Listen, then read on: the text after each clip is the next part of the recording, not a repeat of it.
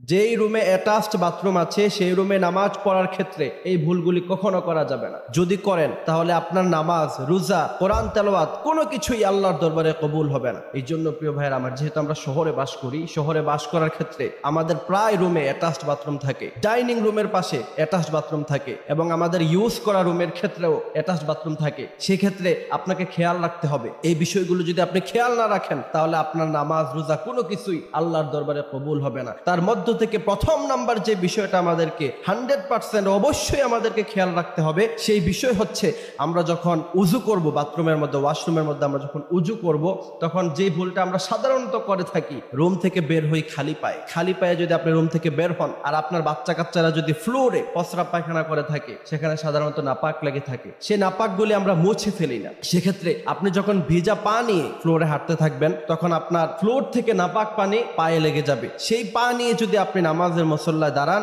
আজীবন নামাজ পড়তে পারবেন, কিন্তু আপনার নামাজ কোনোদিন আল্লাহ সুবহানাহু ওয়া তাআলার দরবারে কবুল হবে না। রাসূল করিম সাল্লাল্লাহু আলাইহি ওয়াসাল্লাম বলেছেন, নামাজ কবুল হওয়ার জন্য পূর্ব শর্ত হলো পবিত্রতা অর্জন করা। রাসূল করিম সাল্লাল্লাহু আলাইহি ওয়াসাল্লাম বলছেন, নামাজের ভিতরে এবং বাহিরে কিছু ফরজ আছে, তার মধ্য থেকে নামাজের বাহিরে অন্যতম ফরজ হলো পবিত্রতা অর্জন করা। আপনি ওয়াশরুম থেকে বের হয়েছেন, আপনি খালি ফ্লোরে পা দিয়েছেন, সেই ফ্লোর থেকে ভিজা লাগার কারণে, আপনার পা তো যেহেতু ভিজা, সেই ভিজা লাগার কারণে যেহেতু আপনার নাপাক লেগে যাবে, নাপাক পানি লেগে যাবে, সেক্ষেত্রে আপনার সেই পা দ্বারা, সেই উজু দ্বারা কখনো নামাজ কবুল হবে না। সেক্ষেত্রে একটা টেকনিক আপনি অবলম্বন করতে পারেন, সেটা হচ্ছে উজুর জন্য আলাদা স্যান্ডেল বাসায়, যেটা আমরা ইউজ করি সাধারণত, আলেম ওলামাদের বাসায় গেলে দেখবেন ওয়াশরুম থেকে উজু করার পরে বের হওয়ার পরে তার একটা স্যান্ডেল ইউজ করে। সেই স্যান্ডেলটা অথবা সেই জুতাটা সবসময় পবিত্র থাকে। সেই পবিত্র স্যান্ডেল নিয়ে তারপর আপনি নামাজের মুসল্লায় দাঁড়াতে পারেন। স্যান্ডেলটা খুলে অবশ্যই দাঁড়াতে হবে, মানে যতটুকু আপনি পায়চারি করবেন ততটুকু আপনি ওই স্যান্ডেলটা পরিধান করবেন।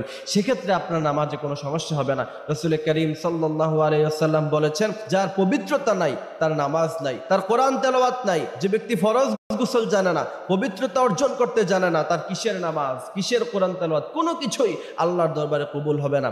আল্লাহ সুবহানাহু ওয়া তাআলা বলছেন, ফীহি রিজালু ইউহিব্বুন আইয়াতাতাহহারু ওয়াল্লাহু ইউহিব্বুল মুত্তাহহিরিন। যে ব্যক্তি পবিত্রতা অর্জন করলো, সবসময় পাক পবিত্র থাকলো, ওয়াল্লাহু ইউহিব্বুল মুত্তাহহিরিন, আল্লাহ বলছেন আমি আল্লাহ পাক তাকে সবচেয়ে বেশি ভালোবাসি। আল্লাহ সুবহানাহু ওয়া তাআলা দুই ধরনের মানুষদেরকে সবচেয়ে বেশি ভালোবাসে। প্রথম নাম্বার হলো ইন্নাল্লাহা ইউহিব্বুত তাওয়াবিন, যারা তাওবা করে, গুনাহ করে ফেলছেন, হতাশ হওয়ার কোনো বিষয় নাই। আল্লাহ বলছেন, যারা আমার গোলাম, যারা ইয়া ইবাদিয়াল্লাযীনা আসরাফু আলা আনফুসিহিম লা তাকনাতু মির রাহমাতিল্লাহ, তোমরা কখনো হতাশ হয়ে পড়ো না। যখনই গুনাহ তখনই তাওবার দরজা খোলা আছে। মৃত্যুর আগ পর্যন্ত, কিয়ামতের আগ পর্যন্ত আল্লাহ পাক তাওবার দরজাকে খুলে রেখেছেন মুসলমানদের জন্য। এই জন্য যখনই গুনাহ করব তখনই তাওবা, আর যখনই অপবিত্র হব ওয়া ইউহিব্বুল মুতাতাহহিরিন, সাথে সাথে পবিত্রতা অর্জন করব। এই দুইটি কাজ করতে পারলে আল্লাহ সুবহানাহু ওয়া তাআলা আমাদেরকে সবচেয়ে বেশি ভালোবাসবেন। তারপরে যাদের অ্যাটাচ বাথরুম আছে, দরজা সবসময় নক করে রাখতে হবে। রাসূল করিম সাল্লাল্লাহু আলাইহি ওয়াসাল্লাম বলেছেন, কারণ এই ওয়াশরুমের মধ্যে জিন শয়তান বসবাস করে, কারণ দরজা নক করতে হবে। তৃতীয় নাম্বার হচ্ছে দোয়া পড়ে ঢুকতে হবে, আল্লাহুম্মা ইন্নী আউযু বিকা মিনাল খুবুসি ওয়াল খাবাইস। আল্লাহ সুবহানাহু ওয়া তাআলা আমাদেরকে বিষয়গুলি মাথায় রাখার মতো এবং আমল করার মতো তৌফিক দান করুক। আমিন।